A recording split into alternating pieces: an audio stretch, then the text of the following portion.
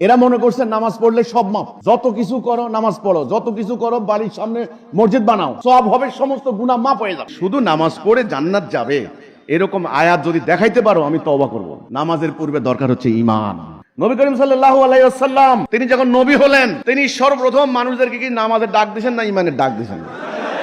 লা ইলাহা ইল্লাল্লাহ মানে কি? আবার বলি, আল্লাহ তোমার বিধান ছাড়া কারো বিধান মানি না। আল্লাহ কোরআনে বললেন যারা আমার নাযিল করা বিধান দ্বারা ফয়সালা করে না তারা কাফের।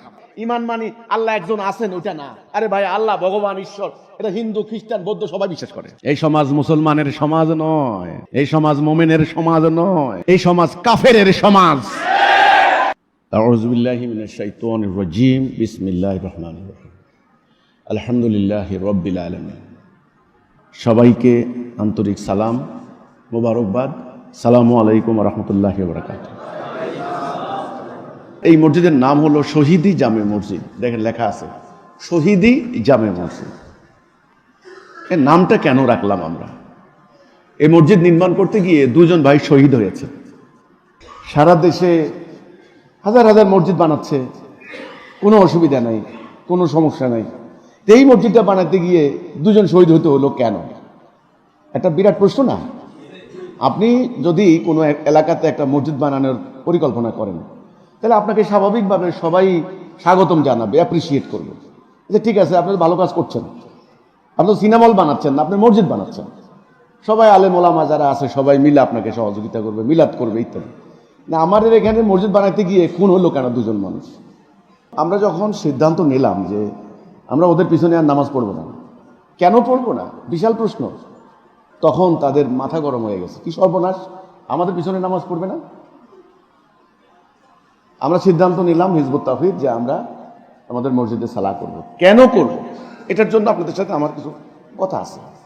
যেদিন মসজিদটা এখানে নির্মাণ শুরু হলো, প্রোপাগান্ডা ছড়িয়ে দিল চতুর্দিকে এটা মসজিদ না, এটা গির্জা। দেখেন প্রথম মিথ্যা, এখানে যিশুর মূর্তি বসানো হবে, এখানে কোরআন শরীফের উপরে পাও দিয়া খ্রিস্টান বানানো হবে। নাউজুবিল্লাহ। এই মিথ্যা কথাগুলি এরা বলেছে। তো মানুষ তো আসলে দেখে নাই কিছু। আর আমার দেশের মানুষ তো বুঝেনি, আমার দেশের মানুষ তো বুঝেনি। ওরা খুব দক্ষিণ উত্তর কোনো চিন্তা করবে না, আকপাস কোনো চিন্তা করবে না, ধর ধর মার মার শেষ। এই ঘটনায় আমাদের 114 জন ভাই বোন আহত হয়েছেন। হাজার হাজার রাউন্ড গুলি এখানে চলেছে, পুলিশ গুলি বর্ষণ করেছে, বিজিবি, সেনাবাহিনী তখন ছিল না, র্যাব, পুলিশ, পুরো কয়েক জেলার পুলিশ এখানে আসছে। হাজার হাজার পাবলিক তারা জড়ো করেছে। জড়ো করে উদ্দেশ্য হচ্ছে মসজিদটা ভেঙে ফেলবে। এ বাড়ি, আমার বাড়ি যা আছে সব আগুন দিয়ে জ্বালাই দিল, আশেপাশের বাড়িগুলো ধ্বংস করে দিল, আমাদের লোকদেরকে আহত রক্তাক্ত করলো, অনেকে হাত ভেঙে দিল, পা ভেঙে দিল। ওই যে ওখানে সামনে দুজনকে পেয়েছে জবাই করে দিয়েছে ধরে। একজনের নাম রুবেল, একজনের নাম খোকন। একজনের বাড়ি লক্ষ্মীপুর, একজনের চাঁদপুর। শেষে এই ঘটনার 2.5 বছর পর মামলা হলো। আওয়ামী লীগ সরকার এই মামলাটাকে রাজনৈতিক মামলা রূপান্তরিত করছে। মানুষ মারা গেল আমাদের, জীবন দিলাম আমরা, বাড়িঘর ধ্বংস হলো আমাদের, আর রাজনীতি স্বার্থ উদ্ধার করলো আওয়ামী লীগ। তো এদের উপর আল্লাহর গজব পড়বে না? কি পড়বে? গজব পড়বে না। আপনি যদি পাপ যদি কামাইতে থাকেন, পাপের ফল কিন্তু জমতে জমতে জমতে জমতে জমতে জমতে একটা ভয়ঙ্কর আকার ধারণ করে। কিন্তু আওয়ামী লীগ কি করলো, এই মামলাটাকে এবার বিএনপি জামাতের সমস্ত হাজার হাজার লোকরা আসামি করে মামলা চার্জশিট দিয়ে দিল, আমাদেরকেও আসামি বানাই দিল। দেখেন এখন এই আদালতের বারান্দায় আমরাও যাই, ওরাও যায়। এই যে অন্যায়টা হলো, একটা অন্যায় এখানে হলো, একটা অন্যায় থানায় হলো, একটা অন্যায় কোর্টে হলো। এই অন্যায়ের যত কুশীলব পরিকল্পনাকারী সরকার, জনগণ, ধর্ম ব্যবসায়ী সবাই মিলে। তো কাজে আমি আশঙ্কা করি এই সমাজের উপরে আল্লাহ লানত খুব বেশি দিন নাই। কিন্তু আমরা থেমে থাকিনি। মসজিদ তো আগেরটা, এটা তো না, ওটা ছিল অর্ধেক, ওটা মাটির সাথে মিশাই দিছে। আমরা পরে অত্যন্ত ধৈর্যের সাথে আমাদের সারা দেশের ভাই বোনরা এসে এখানে থাকলেন। মসজিদটা আবার আমরা নির্মাণ শুরু করলাম, আজকে 4 তলা মসজিদ। এখন আশেপাশের থেকে লোকজন এসে বলে, ভাই আমরা তো বুঝতে পারিনি। মজার ঘটনা হলো, রংপুর থেকে আমাদের মুজাহার আছে নাকি এখানে আজকে? না, মুজাহার, রংপুরের এক মুজাহার আসে না। মুজাহারের শ্বশুর বাড়ি নোয়াখালী। আমি রংপুর মিটিং করতে গেছি, দেখলাম লম্বা দাড়িওয়ালা একটা ছেলে বলছে আমার কিছু কথা আছে। তা আমি বললাম কি কথা বলেন? বলছে আমার বাড়ির শ্বশুর বাড়ি নোয়াখালী, আপনাদের নোয়াখালীতে আমি বিয়ে করছি। তা আমি যাইতেছিলাম এদিক দিয়া, বাসের মধ্যে হুজুররা উঠে কইতেছে যে বাড়িতে এখানে খ্রিস্টানেরা 10 জন মুসলমানরে মারি গাড়াই রাখছে। নোয়াখালীর ভাষায় কয় গাড়াই রাখছে, কথা বুঝছেন কিনা? মানে ফুটে রাখছে আর কি। আপনারা আসেন, ইমানের দাবি পূরণ করেন তাড়াতাড়ি, মানুষের ইমান নষ্ট করিয়া লায়। এই ছেলেটা ভাই রংপুর। আমি এই কথা শুই না, কত বড় কথা, খ্রিস্টানরা মুসলমানদেরকে মাইরা ফেলাইতেছে, হইতে পারে নাকি? আমি নিজে আইসা আপনাদের এখানে হামলা চালাইছি। বাড়ি কোথায়? রংপুর। দেখেন, আমাদের গ্রাম থেকে একজন আসছে, ওই পাশ থেকে আইসা এখানে তবা করে গেছে, কাইন্দা কাইটা বলছে, আমি তো বুঝতে পারি নাই। ওরা কইছে আপনারা নাকি মানুষ মরলে বসাইয়া কবর দেন, কালা কাপড় দিয়া মাটি দেন, তারপরে হলো যে নতুন যোগ দেয় তার 30,000 টাকা দেন। এই কথাগুলি এরা ছড়াইছে। আমাদের পাশের গ্রামে নামে হলো খুদগাস্তা, এই 2 গ্রাম পরে। এই গ্রামে কিছু লোক মাটি কাটে, এদের পেশাই হলো মাটি কাটা। মানুষের বাড়িতে মাটি ভরাট করে, মাটি কাটার শ্রমিক। লেখাপড়া জানে না, কিন্তু ধর্ম বিশ্বাস আছে, ধর্মপ্রাণ। ওদেরকে বলতেছে, এই মিয়ারা মাটি কাটতেছ, তোমরা মরতা না, মরবা না, পরকালে আল্লাহর কাছে কি জবাব দিবা? কি হয়েছে? ওই অমুক গ্রামে খ্রিস্টানরা সব মুসলমান মারিয়া লায়। এ মাটি কাটা ফেলে থুইয়া, নোয়াখালীর ভাষায় বলে হাসানি। হাসানি কোন দিকে? কয় ওই দিকে। দিছে দৌড়। আইসা পুলিশ বলতেছে সর, ওই যে সরমুনা, শহীদ হয়ে যাবো, শহীদ হয়ে যাবো। বুঝেন কিন্তু মাটি কাটা শ্রমিক। লোকটা পুলিশের গুলিতে মারা গেল। ওর ছেলে সোশ্যাল মিডিয়া আমার বক্তব্য পাইছে, সে শুনছে আমি কুমিল্লায় আসবো। এখান থেকে সে কুমিল্লা গেছে, যাই আমার সামনে সে বলছে যে আসলে আমাদেরকে মাফ করে দিয়েন, আমি তো আসলে বুঝতে পারিনি, আমার আব্বাও বুঝতে পারেন না, সোজা মানুষ। আপনাদের বাড়ির এত ক্ষতি করছে, আমার আব্বার মৃত্যুর জন্য যারা দায়ী, হাসরের দিন আমরা তাদেরকে দায়ী করব। ওই ছেলে আমাদের আন্দোলনে যোগ দিতে পারে। ওই ছেলে বলতেছে আমার আব্বারে আপনি মাফ করে দিয়েন। এখন তার আব্বারে যদি পুলিশে না মারতো, হে তো আমাদের আরেকটার জবাই করিত। মানুষের দ্বন্দ্ব, সংঘাত, যুদ্ধ যারা লাগিয়ে দিচ্ছে, হিংসাত্মক, আক্রমণাত্মক, এই যে শান্তির, সুবিচারের, ন্যায় বিচারের ধর্ম ইসলামটাকে যারা উগ্রবাদী ধর্মে পরিণত করেছে, এদের সম্পর্কে আপনারা বুঝবেন না? এই সাধারণ মানুষের ইমানকে এরা হাইজ্যাক করে নিয়ে জাতি বিনাশী কর্মকাণ্ড ঘটিয়ে এরা এই পর্যন্ত চালাচ্ছে। সাধারণ মানুষ নিপীড়িত হচ্ছে। আমাদের বিরুদ্ধে তাদের এই ষড়যন্ত্র কেন? কারণটা কি? আমরা কি বলছি? আমাদের কথা কি? আমাদের বক্তব্য কি ছিল? আমরা যেটা বলেছি যে সেটা হচ্ছে এই, আল্লাহ রসুল আকরাম সাল্লাল্লাহু আলাইহি ওয়াসাল্লাম, উনাকে আল্লাহ রাব্বুল আলামিন একটা উদ্দেশ্যে পাঠিয়েছেন। ইসলামের একটা উদ্দেশ্য আছে, একটা লক্ষ্য আছে, একটা গোল আছে। যেমন আপনি ঢাকা থেকে এখানে আসছেন, আপনার একটা লক্ষ্য আছে, উদ্দেশ্য আছে। আপনি যখন গাড়িতে উঠেছেন, সঙ্গে সঙ্গে আপনার লক্ষ্য ঠিক হয়ে যায়। গন্তব্যে না যাওয়া পর্যন্ত আপনি কিন্তু অন্য কাজ করেন না। আপনি বাড়ি থেকে বের হলেন, আপনি পরিকল্পনা করলেন যে আপনি ঢাকায় যাব, মানে আপনার গন্তব্য ঢাকা। ঢাকায় কেন যাবেন? ধরেন একটা পার্টিকুলার কাজে আপনি যাচ্ছেন। ধরুন আপনি হাসপাতাল যাবেন, ডাক্তার দেখাবেন। এই যে আপনি হাসপাতাল যাবেন, ডাক্তার দেখাবেন, নোয়াখালী থেকে আপনি বাসে উঠলেন, প্রতিটা মুহূর্ত কিন্তু আপনার এই কথাটা মনে আছে। কিন্তু এটা আপনার লক্ষ্য, এটা আপনার উদ্দেশ্য। ওই উদ্দেশ্য হাসিল না হওয়া পর্যন্ত কিন্তু আপনি থামবেন না। আমাদের আন্দোলনের প্রতিষ্ঠাতা ইমামুজ্জামান তিনি বলেছেন, ইসলামের একটা উদ্দেশ্য আছে, একটা লক্ষ্য আছে। এই লক্ষ্য যখন হারিয়ে গেছে তখন সেটা অর্থহীন হয়ে গেল। আজকের যে ইসলামটা আপনারা দেখতে পাচ্ছেন, আল্লাহ রাসূলের সেই প্রকৃত ইসলাম নয়। কিভাবে নয়? এই কথাটা শুনলে অনেকে বুঝতে পারেন না এটা কেমন কথা। কোরআন তো পরিবর্তন হয়নি। কোরআন কি পরিবর্তন হয়েছে?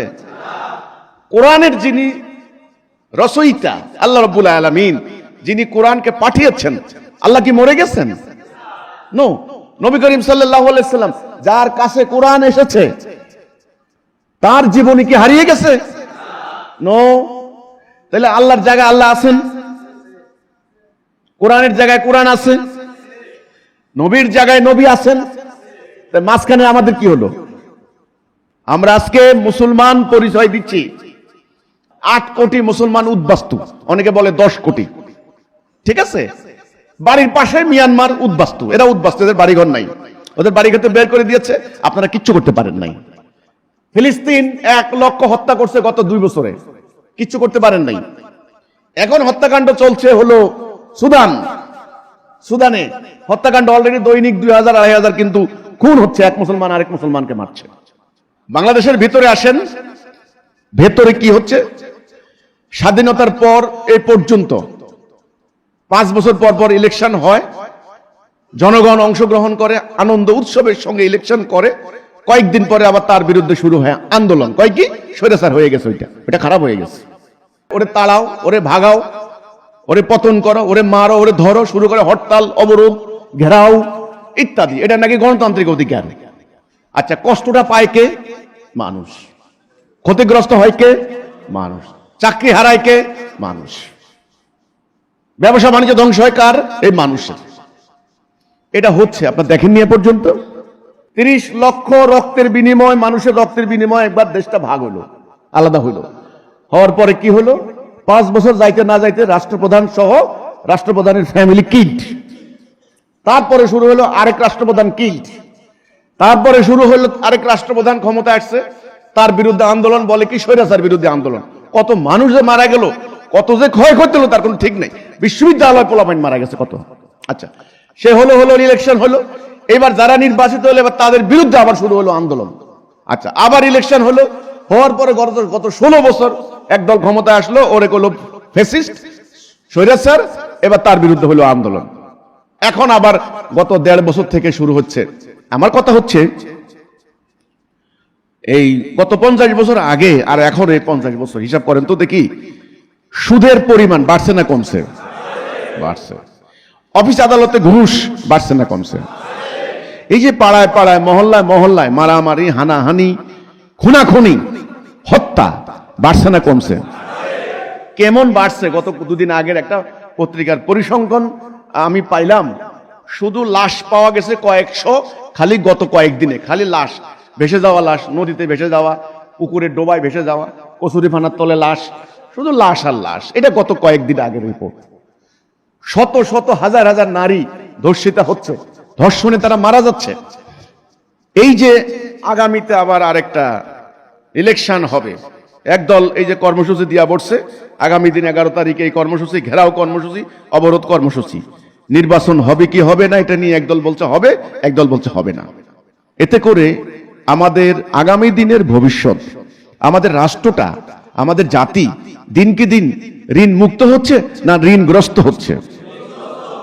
অন্যের মুখাপেক্ষী হচ্ছি না আমরা স্বাবলম্বী হচ্ছি? অন্যের মুখাপেক্ষী হচ্ছি। আমাদের দিনকে দিন মেরুদণ্ড ভেঙে যাচ্ছে, আমরা আরো দুর্বল হচ্ছি। আমাদের বাংলাদেশের প্রায় 1.5 কোটি তরুণ তরুণী এখন বিদেশে যাচ্ছে খালি জীবন পরিচালনা করার জন্য। কোনো রিজিক নাই বাংলাদেশে, কোনো রিজিক নাই, কথা শেষ। কেন নাই? বিরাট বিরাট আপনার হলো মাস্টার ডিগ্রি পাশ করা পোলাপাইন আপনার ঢাকা শহরে দেখবেন সিএনজি চালায়। জিজ্ঞাসা করছে কেন, বলছে ভাই সংসার চলতেছে না, কি করবে এখন। এই যে অশান্তি ভিতরে এবং বাহিরে, এক্সটার্নালি এবং ইন্টারনালি, এই যে ভেতরে এবং বাহিরে, যেমন ধরেন আপনার শরীরের, আপনার বডি ধরেন, রাষ্ট্রটা বা এই সমাজটা একটা বডির মতো। এখন আপনার ভেতরের একটা রোগ, ধরেন আপনার মগজ কাজ করে না, আপনার হলো মাথা ব্যথা করে সবসময়, আপনার হার্টের প্রবলেম, হার্ট বন্ধ হয়ে যায় মাঝে মধ্যে, কিডনি ড্যামেজ হয়ে গেছে, 2টা কিডনি ড্যামেজ। তাহলে এই যে প্রবলেমগুলো ভিতরে না, আবার বাহিরে কি, আপনার চামড়ার উপরে প্রচুর পছন্দ হচ্ছে, আপনার গ্যাংগ্রিন হয়ে গেছে। তাহলে এই যে আপনি এই যে মানুষটা, এটা আর শুধুমাত্র মৃত্যুর অপেক্ষা, খালি যে কোনো সময় আপনার মৃত্যু হবে। এখন কি উচিত হবে, এটাকে ট্রিটমেন্ট করে না, নাকি এটাকে মৃত্যুর দিকে ছেড়ে দিবেন? আমরা মুসলমান, আমাদের মাঝে আল্লাহর কিতাব আছে, আমাদের মাঝে আল্লাহর হুকুম আছে, আল্লাহ রাসূলের জীবনী আছে। তাহলে আমাদের এই পরিণতি কেন? আমাদের বক্তব্য ছিল এই যে আমরা আল্লাহ রাসূলের সেই প্রকৃত ইসলাম হারিয়েছি। কিভাবে হারিয়েছি? যেমন ধরুন একটা ফ্যান, একটা পাখা, এই ফ্যানটার উদ্দেশ্য কি? বাতাস দেবে। কোম্পানি বানিয়েছে কি উদ্দেশ্যে? বাতাস দেবে। ধরুন এটা যদি বাতাস না দেয়, এই ফ্যানের কি মূল্য আছে, কি দাম আছে? এই ঘড়ি, এর উদ্দেশ্য কি? সময় না দিলে কোনো মূল্য নাই। তাহলে এই কিতাবের কি উদ্দেশ্য? এটা উদ্দেশ্য আছে না? দুঃখজনক ব্যাপার হচ্ছে আমাদের ধর্মপ্রাণ মুসলমানদের সামনে এই কিতাবের কি উদ্দেশ্য এই জ্ঞান নাই, ওরা জানে না। ওরা কি করছেন? এটারে মুখস্থ করছেন, এটারে পড়ছেন, তাফসীর করছেন। আমাদের আলেম ওলামারা মাহফিল করে বান্ডেলে বান্ডেলে টাকা কামাই করে নিয়ে যাচ্ছেন, কিন্তু এটা কি এই জন্য? এই জন্য না। এর একটা উদ্দেশ্য আছে, ঘড়ির একটা উদ্দেশ্য আছে, এই ফ্যানের একটা উদ্দেশ্য আছে, এরও একটা উদ্দেশ্য আছে, এই কিতাবেরও একটা উদ্দেশ্য আছে। আপনাকে কেউ একটা গাড়ি দিল, গাড়ি, আপনি বুঝবেন না গাড়িটা কি উদ্দেশ্যে দেওয়া হয়েছে, এর পারপাস কি, এর গোল কি, এর লক্ষ্য কি, আপনি বুঝবেন না আগে যে গাড়িটা আমাকে কেন দেওয়া হয়েছে। এর উদ্দেশ্য হচ্ছে গাড়িটাকে আমি চালিয়ে এক জায়গা থেকে আরেক জায়গায় যাব। যদি আমি এটা নাই বুঝি, তাহলে এই দামি গাড়িটা দেওয়া না দেওয়া সমান কথা। আমি কি করলাম, গাড়ির দরজা খুলে দেখলাম যে ঘুমানোর দারুণ ব্যবস্থা আছে, এসি ছেড়ে দিয়ে দেখলাম ঠান্ডা খাওয়ার ব্যবস্থা আছে। এবার আমি গাড়ি গ্যারেজে রেখে দিয়ে, আমি যখন ঘুম ধরে আমি গাড়ির সিট খুলে আমি আরামসে দিলাম ঘুম, এসি ছেড়ে দিয়ে আরাম করলাম, দরজা বন্ধ করলাম, প্রতিদিন 2 বার করে সাবান দিয়ে ধোয়া মোছা করে গাড়ি গ্যারেজে রেখে দিলাম। সারাটা জীবন গাড়িটা গ্যারেজে থাকলো, কোনো লাভ হইলো? গাড়ি সেদিনেই কার্যকরী হইল, সেদিনেই গাড়ি বানানোর কার্যকারিতা পূর্ণ হইল যেদিন আপনি এটাকে চালিয়ে গন্তব্যে যাবেন। আজকে এই পবিত্র কোরআন পড়া হচ্ছে, ওই গাড়ির মতো অবস্থা, মুখস্থ করা হচ্ছে, তাফসীর কথা করা হচ্ছে। আমাদের আলেমরা এটাকে মাহফিল করে করে, যার যেমন সুন্দর কথা বলা তার দাম বেশি, ডিমান্ড বেশি, 10,000 20,000 থেকে শুরু করে 5 লাখ টাকাও নাকি নিচ্ছে এখন অনেকে, কামাই করছেন। কিন্তু এর যে উদ্দেশ্য সেটা কি হাসিল হচ্ছে? এই উদ্দেশ্যটা কি? আমি তো গাড়ি দিয়া বুঝাই দিলাম, গাড়ির উদ্দেশ্য হচ্ছে এক জায়গা থেকে আরেক জায়গায় নেওয়া, ফ্যানের উদ্দেশ্য হচ্ছে বাতাস দেওয়া, ঘড়ির উদ্দেশ্য হচ্ছে সময় দেওয়া। তো এর উদ্দেশ্যটা কি? এটার উত্তর দেন এখন। এর একটা উদ্দেশ্য আছে না? তাহলে জনগণকে জিজ্ঞাসা করেন, দেখবেন 1000 রকমের উত্তর। কেউ বলবে পড়ার জন্য, কেউ বলবে জানার জন্য, কেউ বলবে বুঝার জন্য। এর উদ্দেশ্য হচ্ছে এটাকে কায়েম করে, এটাকে কার্যকরী করে সমাজ, রাষ্ট্র, আইন, আদালত, অর্থনীতি সমস্ত কিছু চলবে আল্লাহর দেওয়া বিধান মোতাবেক।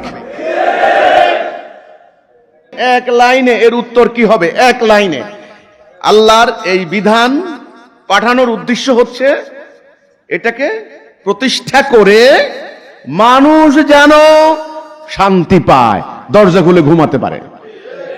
অর্থাৎ উত্তর হবে আল্লাহর এই বিধান কায়েম করে মানব সমাজে শান্তি প্রতিষ্ঠা করা। এখন শান্তি যদি না থাকে, তাহলে এই কিতাব, এর উপস্থিতি, এর মুখস্থ করা, এর উপরে বিশ্বাস করার কি মানে আছে আপনারা বলেন? আমি একটু আগে বললাম, এই শান্তির অন্বেষায় বাংলাদেশে এখন দলগুলি পাগল হয়ে গেছে। ক্ষমতায় কেমনে যাবে? ক্ষমতায় যেতে হবে আমাকে, ভোটারকে আব্বা ডাকতে হবে 100 বার, আব্বা তুমি আমার আব্বা। ভোটারকে আব্বা ডাকে, ভোটারের পা ধরে ক্ষমা চায়। কোন ধরনের এত সতর্ক, বাপরে বাপ, কোন ধরনের ভুল ভ্রান্তি নির্বাচন পর্যন্ত কেউ করবে না।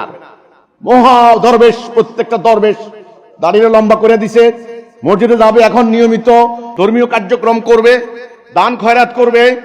কেউ মারা গেলে সাথে সাথে দাওয়াত না দিলেও যাই হাজির হয়ে যাবে জানাজার মধ্যে। তারপরে হলো যে লোকের বাপ মা মারা গেছে তারে ধরে কান্নার, না চোখে পানি আইলো কানবো।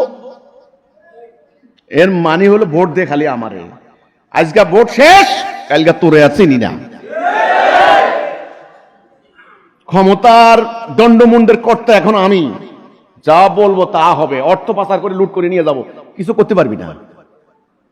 কথা শেষ। এই মদন পাবলিক, মদন বললে বুঝে আপনি সবাই, Madan public, Madan public vote দিয়া নাচতে নাচতে বাড়ি চলে যায়।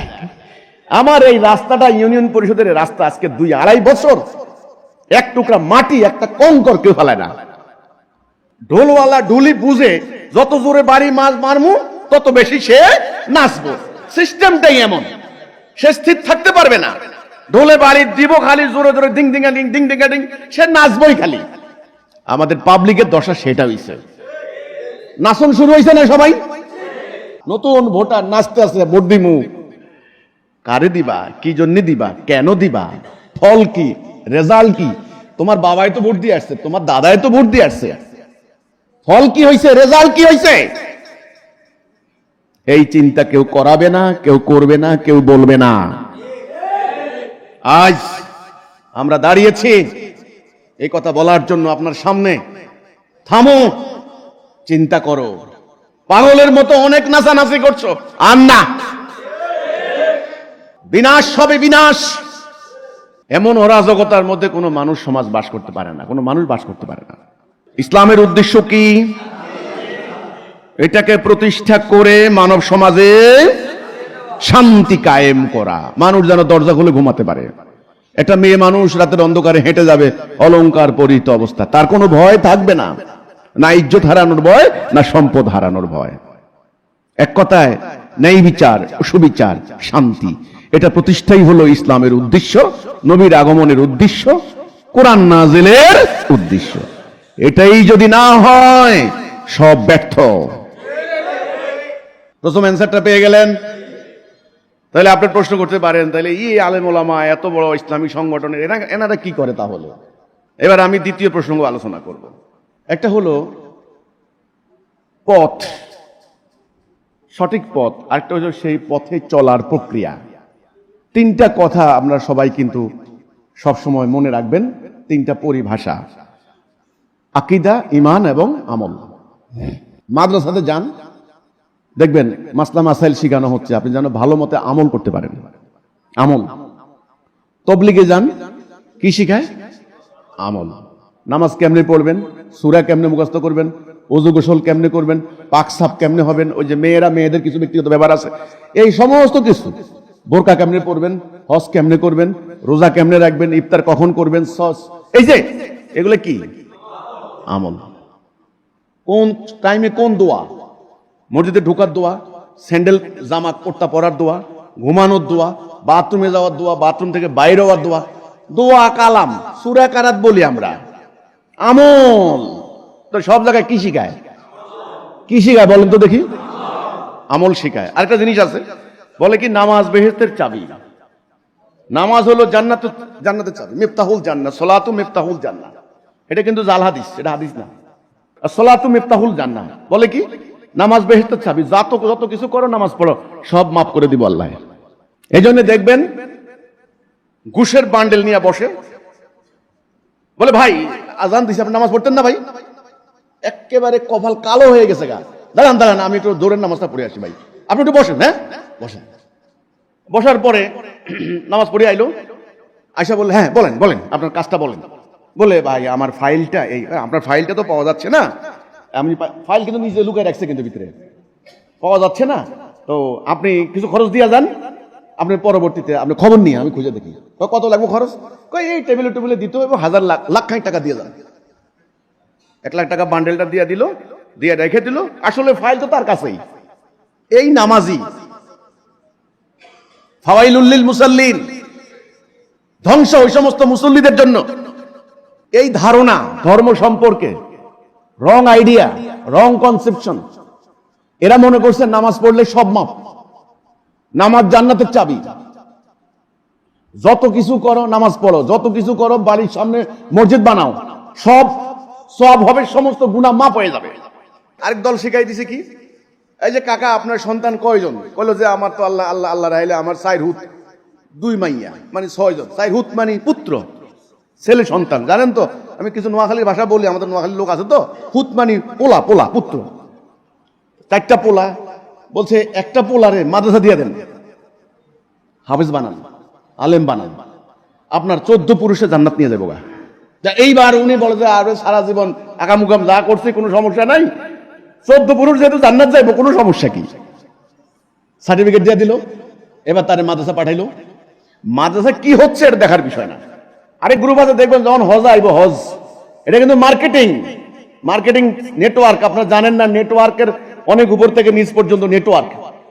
মসজিদে মাদ্রাসা দারুণ মার্কেটিং চলে। কার টাকা আছে, কার পোলা বিদেশ থেকে, কাকা হজ করবেন না? এত কিরবেন এরা, টাকা পয়সা দিয়ে কিরবেন? জায়গা জমি ব্যাগ হলি রয়েছে, এগুলা দিয়ে কিরবেন কাকা? 2 পোলা রুজি করে আল্লাহর ঘর হজ করে আইয়েন কাকা। জানেন নাকি একবার হজ করলে মাসুম বাচ্চা মনে হয় যেন গোসল করে এখন বাইর হইছে, সমস্ত গুনাহ মাফ। যখন রোজা আসে দেখবেন একদল লাঠি ছোড়া নিয়ে রাস্তায় নামে, কে দোকান খোলে কে দোকান খোলে না, মানে ভাবে অন্যরকম বিরাট মুসলমান হয়ে গেছে। কথা বুঝছেন কিনা? রোজা রাখে, ইফতার খাওয়াইলে বিরাট সওয়াব। যে রোজা রাখবে তারে রাইয়ান নামক জান্নাতের দরজা দিয়ে ঢুকানো হবে, তার কোনো হিসাব না। তার মুখে যত দুর্গন্ধ হোক, আল্লাহর নাকি খুব প্রিয় তার এটা। হ্যাঁ, রোজার এত গুরুত্ব। রোজা রাখলে সব গুনাহ মাফ, নামাজ পড়লে সব মাফ, রোজা করলে সব মাফ, হজ করলে সব মাফ। আরে ভাই, এইগুলি তো আমলের কথা বললেন। আমলের আগে তো দুখান জিনিস আছে, ঈমান এবং আকীদা। ঈমান না থাকলে আমলের কোনো দাম আছে? দাম আছে কিনা? আপনার মুখের দুর্গন্ধ কি যায়, আল্লাহর কি যায় আসে? আপনাকে দিয়ে যদি ইসলামের যে উদ্দেশ্য, সেই উদ্দেশ্য হাসিল না হয়, আপনার কোনো আমলের কোনো মূল্য নাই। আমি কিন্তু এর আগে বলেছিলাম, ইদানিং সোশ্যাল মিডিয়া তো আমার বক্তব্য যখন যায়, এবার শুরু হয় যেমন ভাইরাল যেমন হয়, তেমন এবার বিরোধিতা সমালোচনা শুরু করে। আমি বলেছিলাম একবার যে শুধু নামাজ পড়ে জান্নাত যাবে এরকম আয়াত যদি দেখাইতে পারো, আমি তওবা করব। নামাজের পূর্বে দরকার হচ্ছে ঈমান। যার ঈমান নাই তার নামাজের কোনো মূল্য নাই। আগে ঈমানটা কি তাহলে? আমি ঈমানের প্রসঙ্গে একটা কথা বলি, আমরা উদাহরণের জন্য বুঝাই। আপনি একটা ডিজিট লেখেন, একটা 1 লেখেন, 1-এর পিঠে একটা শূন্য দেন, কত হলো? আর একটা শূন্য দিলে কত হবে? আর একটা শূন্য দিলে কত হবে? 1000। একটা না থাকলে শূন্যের দাম আছে? ঠিক ঈমান না থাকলে আমলের কোনো মূল্য নাই। নামাজ, রোজা, হজ, যাকাত এগুলি একটা শূন্যের মতো, আর ঈমান হচ্ছে একটা পূর্ণাঙ্গ ডিজিট। তো এই ঈমান হলো আগে। পবিত্র কোরআন কিন্তু সকল কিছুর ক্ষেত্রে ঈমান, যেমন ধরেন সূরা ফাতিহার শুরুতেই আল্লাহ বলছেন, আল্লাযীনা ইউমিনুনা বিল গায়বি ওয়া ইয়াকিমুনাস সালাতা ওয়া মিম্মা রাযাকনাহুম ইউনফিকুন। দেখেন, আগে ঈমান আনো, তারপরে সালাত। কোরআন শরীফের একেবারে শুরুতেই সূরা বাকারা, আগে ঈমান তারপরে সালাত। আগে সালাত না, আগে ঈমান। নবী করিম সাল্লাল্লাহু আলাইহি ওয়াসাল্লাম তিনি যখন নবী হলেন, তিনি সর্বপ্রথম মানুষদেরকে কি নামাজের ডাক দিয়েছেন না ঈমানের ডাক দিয়েছেন? মক্কার মানুষগুলা কি আল্লাহ বিশ্বাস করতো না? খুব ভালো করে খেয়াল করেন, আল্লাহ বিশ্বাস করতো না? এরা হজ করতো না? কাবাঘর আগে থেকে তো ছিল নাকি? তারা খাতনা করতো না? তো তাদের ঈমান নাই কেমনে? ঈমান হচ্ছে লা ইলাহা মুহাম্মাদুর রাসূলুল্লাহ। আল্লাহর বিধান ছাড়া আমি কারো বিধান মানি না। আমার রাষ্ট্র চলবে, সমাজ চলবে আল্লাহর বিধানে। এই বিধানটা যখন নাযিল হওয়া শুরু হলো, তখন আল্লাহ রাসূল যখন বললেন, আমাকে আল্লাহ রাসূল করে পাঠিয়েছেন, আমি আল্লাহ রাসূল, তোমরা আল্লাহর বিধান দ্বারা তোমাদের সমাজ চালাও। ওরা কি বলেছে বলেন তো দেখি? ওরা বলেছে, মুহাম্মদ আমরা সিদ্ধান্ত নিছি, আমরা বাধ্যতা যেমনি গেছে আমরা অমনি যাবো, আমরা তোমার কথা শুনবো না। তোমার উপরে আল্লাহ যে নাযিল করেছেন যেটা, এটা আল্লাহর কথা না, এটা হলো প্রাচীন উপকথা। তুমি বানিয়ে বানিয়ে বলছো এগুলা, এটা আল্লাহর না, আমরা এটা মানবো না। কিন্তু ওই মানুষগুলা কিন্তু হজ করত, ওই মানুষগুলা কিন্তু যাকাত দিত, ওই মানুষগুলা কিন্তু কাবাঘর ধইরা আল্লাহর নামে শপথ করত। ঈমানটা হলো আল্লাহর আনুগত্য ছাড়া, আল্লাহর হুকুম ছাড়া কারো হুকুম না মানা।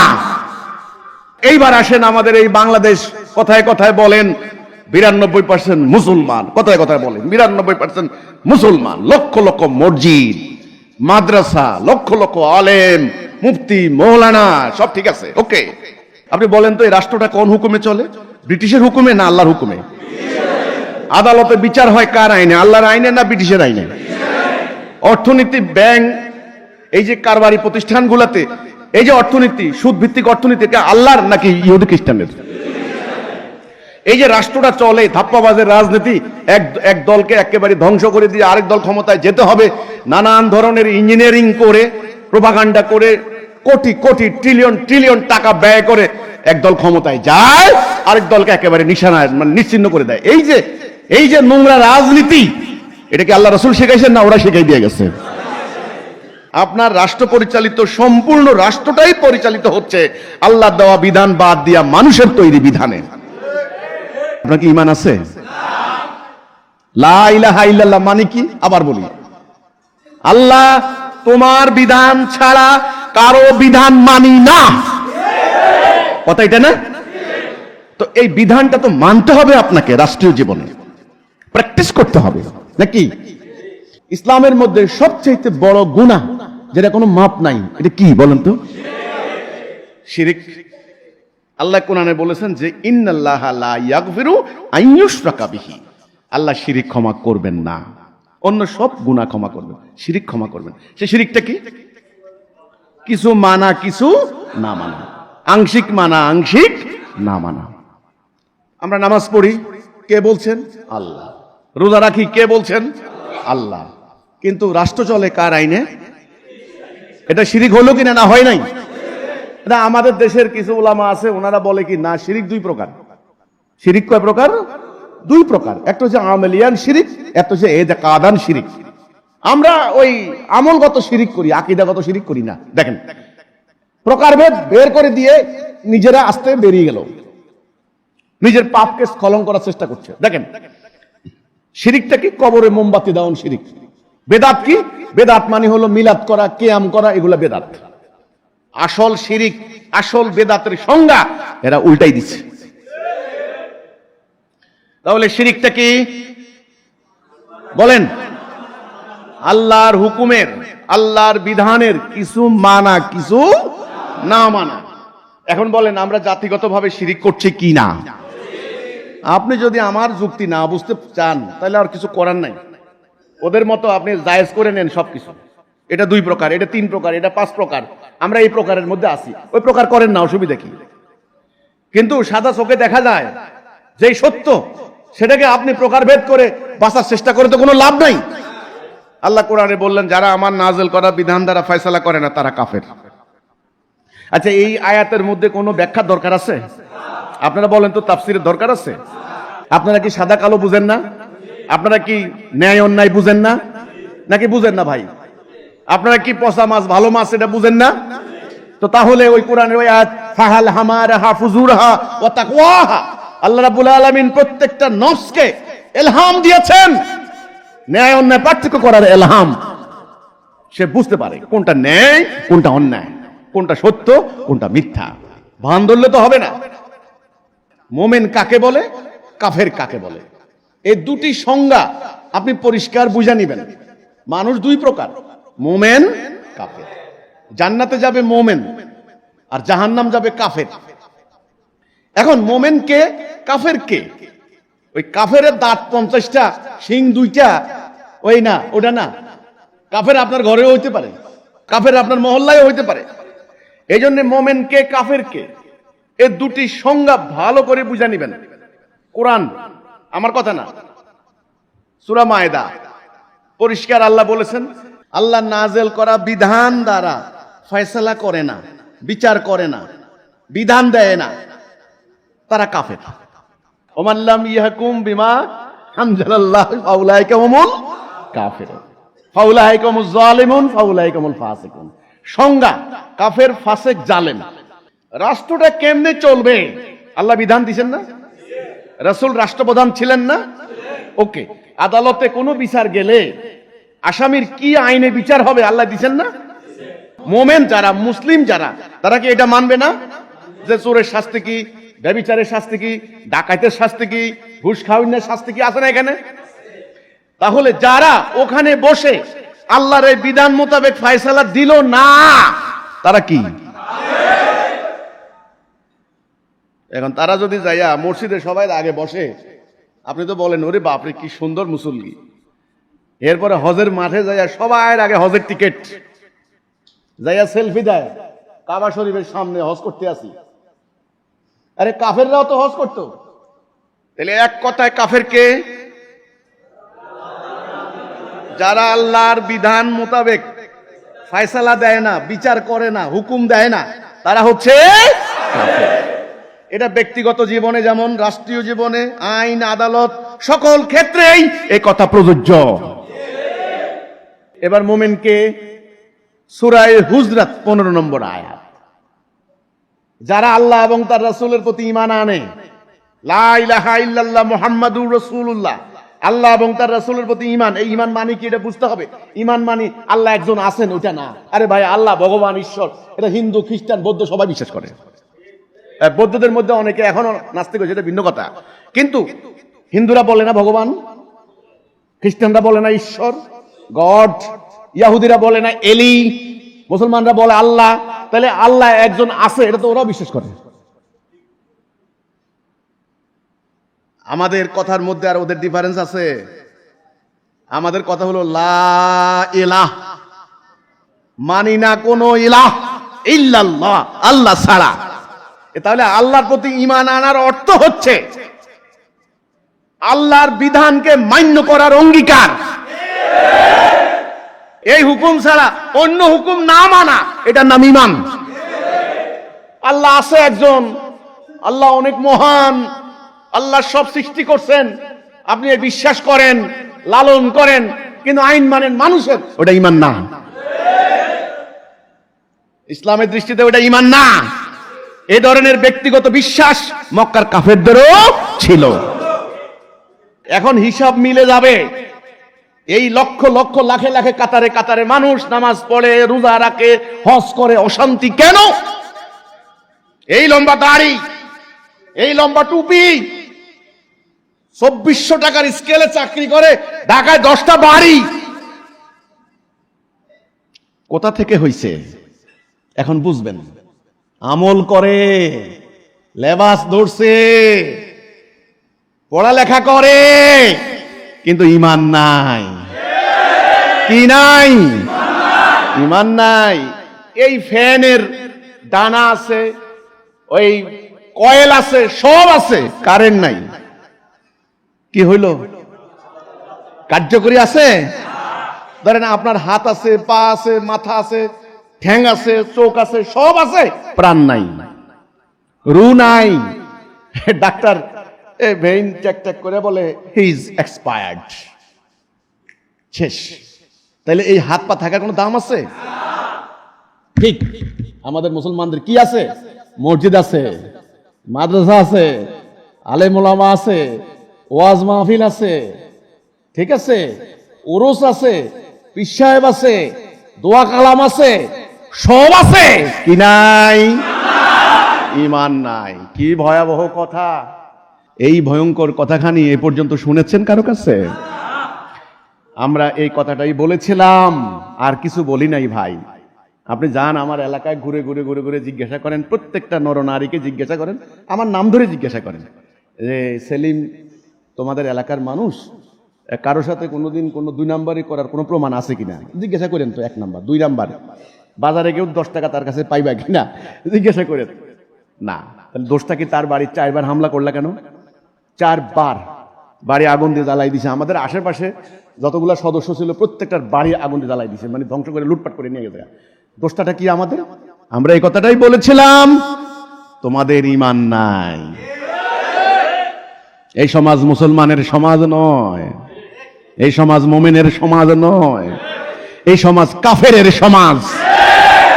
এই কথাটাই বলেছিলাম, আর কোনো অপরাধ করি নাই। ব্যাস জ্বালাই দিব, আমার মাইরা ফেলাইব। তো আমি দেখলাম ইব্রাহিম আলাইহিস সালামকে আগুনে যখন নিক্ষেপ করলো, আগুনকে বলছেন আল্লাহ, হে আগুন আমার ইব্রাহিমের জন্য শান্তিদায়ক হয়ে যাও। কুনি বারদা ওয়া সালামুন আলা ইব্রাহিম।